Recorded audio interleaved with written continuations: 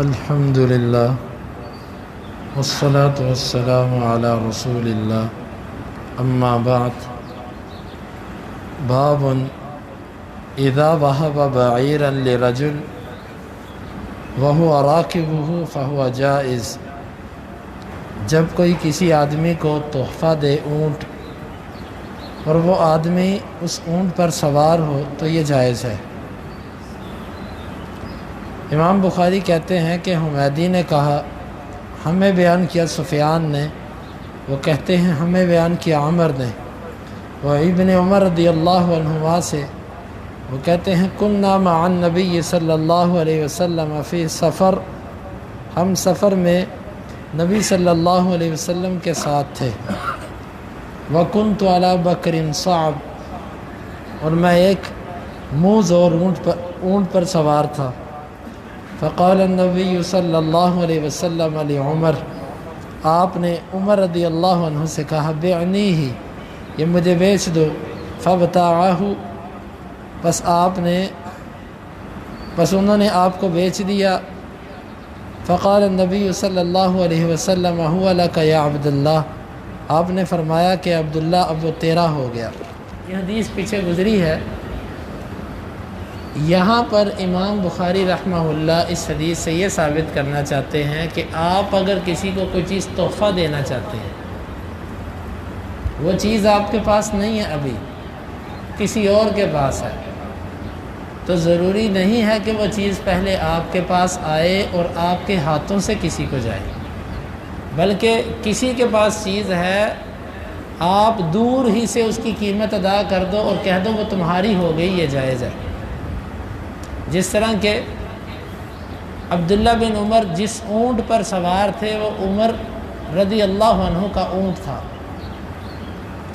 آپ نے کہا کہ عمر وہ جو اونٹ جس پر تیرا بیٹا سوار ہے وہ مجھے بیچ دے، انہوں نے بیچ دیا، تو آپ نے کہا ان کے بیٹے عبداللہ کو کہ اب یہ تمہارا ہو گیا، میری طرف سے تمہیں تحفہ۔ اس میں نہ تو آپ نے وہ اونٹ خریدا، یعنی کہ آپ نے اپنے قبضے میں لیا، اور نہ ہی کوئی ایسا اونٹ تھا کہ جس کو تحفہ دینا تھا وہ اس کے پاس نہیں تھا، یعنی جو چیز تحفہ دینی تھی وہ پہلے ہی اس بندے کے پاس تھی جس کو دینی تھی، آپ نے صرف اس کی قیمت ادا کر دی، وہ اس کا مالک بن گیا۔ تو امام بخاری یہ ثابت کرنا چاہتے ہیں کہ کسی کو تحفہ اور ہدیہ دینے کے لیے چیز کا آپ کے پاس آنا ضروری نہیں ہے، آپ باہر سے کسی چیز کی قیمت ادا کر کے کسی کو تحفہ بھجوا سکتے ہیں۔ اور یہ بھی ہے کہ پہلے سے ہی اگر کسی کے پاس کوئی چیز ہے لیکن وہ اس کا مالک نہیں ہے تو آپ اس چیز کے پیسے ادا کر دو، وہ اس چیز کا مالک بن جائے گا، آپ کی طرف سے یہ ایک تحفہ اس کو چلا گیا۔ باب ہدیۃ ما یکرہ لبسها، یہ باب ہے اس چیز کا تحفہ کرنا جس کو پہننا ناپسندیدہ ہو۔ دو طرح کی چیزیں ہیں، ایک تو چیز وہ ہوتی ہے جو مطلقاً حرام ہے، کسی کے لیے اس کو پہننا جائز نہیں، کسی کے لیے اس کو استعمال کرنا جائز نہیں ہے۔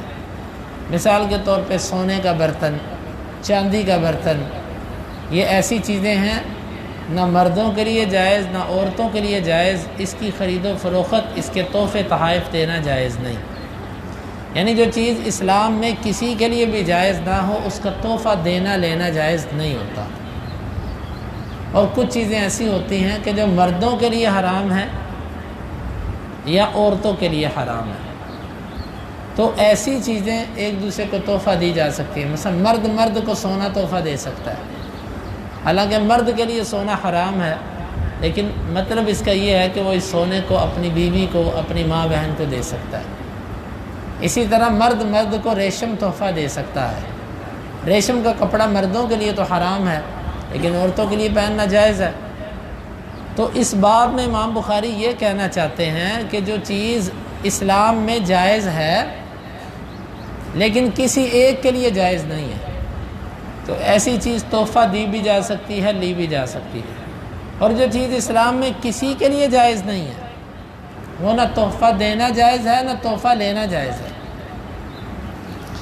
دلیل یہ ہے کہ ہمیں بیان کیا عبداللہ بن مسلمہ نے، وہ مالک سے، وہ نافع سے، وہ عبداللہ بن عمر رضی اللہ عنہما سے، قال وہ کہتے ہیں رأى عمر بن الخطاب حلة سیراء عند باب المسجد، عمر رضی اللہ عنہ نے ایک ریشمی جبہ دیکھا مسجد کے دروازے کے پاس.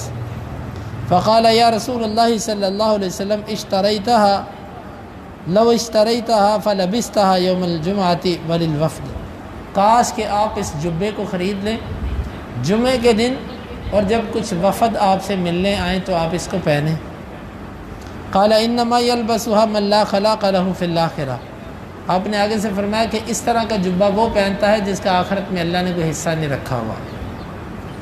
ثم جاءت حلل، پھر کچھ عرصے بعد کچھ جبے آئے. فاعطى رسول اللہ صلی اللہ علیہ وسلم عمر منها حلہ، آپ نے ان جبوں میں سے ایک عمر کو بھی دیا. فقال اکسوتنیها، عمر کہنے لگے آپ یہ مجھے پہنانا چاہتے ہیں. وقلت فی حلتی اتارد ما قلت، اور اتارد حلہ کے بارے میں، جبہ کے بارے میں جو آپ نے کہا تھا وہ کہا تھا. فقال، آپ صلی اللہ علیہ وسلم نے فرمایا انی لم اکسکھا لتلبسھا، میں نے تجھے اس لیے نہیں دیا کہ تو اس کو پہنے. فکساھا عمر اخا لہ بمکہ مشرکا، عمر رضی اللہ عنہ نے وہ تحفہ اپنے ایک مشرک بھائی کو بھیج دیا جو مکہ میں تھا. خلاصہ یہ ہے، ایک دفعہ مسجد کے دروازے پر ریشمی جبے بک رہے تھے، تو آپ نے نبی صلی اللہ علیہ وسلم سے کہا، یعنی عمر نے، اللہ کے رسول یہ جبہ خرید لیں، آپ پہنیں، آپ کو اچھا لگے گا، جمعے کے دن پہنا کریں، وفد کے آنے پر پہنا کریں. تو آپ نے فرمایا کہ عمر اس طرح کے لباس وہ پہنتا جس کو اللہ نے آخرت میں کچھ نہیں دینا. کچھ عرصہ گزرا، آپ نے ریشمی جبہ عمر کو تحفہ دے دیا. عمر تعجب کرنے لگے، اللہ کے رسول آپ ہی نے اس جبے کے بارے میں ایسے ایسے کہا تھا، اور اب آپ ہی یہ جبہ مجھے تحفہ دے رہے ہیں. تو آپ صلی اللہ علیہ وسلم نے فرمایا کہ میں نے تمہیں تحفہ اس لیے نہیں دیا کہ تم پہنو، میرا مقصد تھا کہ تم اس سے فائدہ اٹھا لو، یا اس کو بیچ لو، یا کسی عورت کو دے دو، تمہیں پہنانے کے لیے میں نے تھوڑی دیا. تو عمر نے پھر وہ جو جبہ تھا اپنے ایک مشرک بھائی کو بھیج دیا جو کہ مکہ کے اندر رہتا تھا. اب اس حدیث سے 3-4 باتیں اہم ثابت ہوتی ہیں. پہلا تو امام بخاری کا مسئلہ کہ عمر کے لیے جبہ پہننا جائز نہیں تھا ریشمی، لیکن اللہ کے نبی صلی اللہ علیہ وسلم نے وہ تحفہ دیا کیونکہ عورتوں کے لیے تو وہ چیز جائز ہے. تو ایسی چیز جو مردوں کے لیے جائز نہیں عورتوں کے لیے جائز ہے، یا عورتوں کے لیے جائز نہیں مردوں کے لیے جائز ہے، یہ تحفہ کروانا جائز ہے. البتہ جو بالکل جائز نہیں ہے اس کا تحفہ نہ دیا جا سکتا نہ لیا جا سکتا. دوسری بات اس حدیث سے یہ معلوم ہوئی کہ ایسی چیز کہ جو ہمارے لیے تو پہننا جائز نہیں ہے اور اسلام کے اندر بالکل وہ حرام نہیں ہے، وہ کسی غیر مسلم کو تحفہ دی جا سکتی ہے. جس طرح کہ یہاں پر عمر نے اپنے بھائی کو تحفہ دے دیا.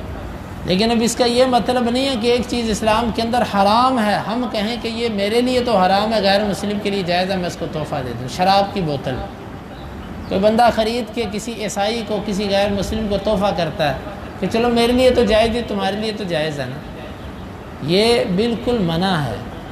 جو چیز اسلام کے اندر بالکل حرام ہے اس کو خریدنا بھی جائز نہیں اور اس کو تحفہ کرنا بھی جائز نہیں. دوسری بات اس سے یہ معلوم ہوئی کہ غیر مسلموں کو تحفے دیے جا سکتے ہیں، مشرک کو بھی تحفہ دیا جا سکتا ہے، بھائی ہونے کی بنا پر، دوست ہونے کی بنا پر، کسی غرض سے. البتہ دوستیاں رکھنا ان سے جائز نہیں ہے. دلی دوستی ظاہری طور پر تعلق بھی رکھا جا سکتا ہے، لگاؤ بھی ہو سکتا ہے، لیکن دلی دوستی مشرک سے نہیں ہونی چاہیے. اور تیسری بات اس سے یہ معلوم ہوئی کہ ریشم کا کپڑا پہننا جائز نہیں، یا وہ لباس وہ کپڑا جس میں ریشم غالب ہوتا ہے. آج کل بوسکی کے کپڑے اور یہ اس طرح کے کپڑے ہیں کہ جن کے اندر 40-50% تک ریشم ہوتا ہے، اور کئی لوگ یہ سمجھتے ہیں کہ یہ ریشم وہ ریشم نہیں ہے، یہ تو مشینی ریشم ہوتا ہے. تو بھائی جب ریشم ہے جس کو ریشم کہا جاتا ہے یہ وہی ہے، تو پھر مشینی ہو یا اور طریقے سے تیار کیا گیا ہو وہ ریشم ہی ہے. جدید آلات کے آنے سے کوئی حرام حلال نہیں ہو جاتا. تو ایسا لباس پہننا جائز نہیں ہے جس میں ریشمی کی اکثریت ہو یا کم بھی ہو 1 سے 2% اگر ریشم ہے تو وہ اس کے جواز کی صورت بنتی ہے، اس سے زیادہ اگر کسی کپڑے کے اندر ریشم آتا ہے تو وہ جائز نہیں ہوتا۔ تو یہ نبی کریم صلی اللہ علیہ وسلم کا فرمان ہے۔ اللہ رب العالمین سے دعا ہے کہ اللہ تعالی ہمیں ان مسائل کو سمجھنے کی اور ان کے تقاضوں کو پورا کرنے کی توفیق عطا فرمائے۔ اللہم انفعنا بما علمتنا وعلمنا ما ينفعنا وزدنا علما وآخر دعوانا ان الحمد للہ رب العالمین۔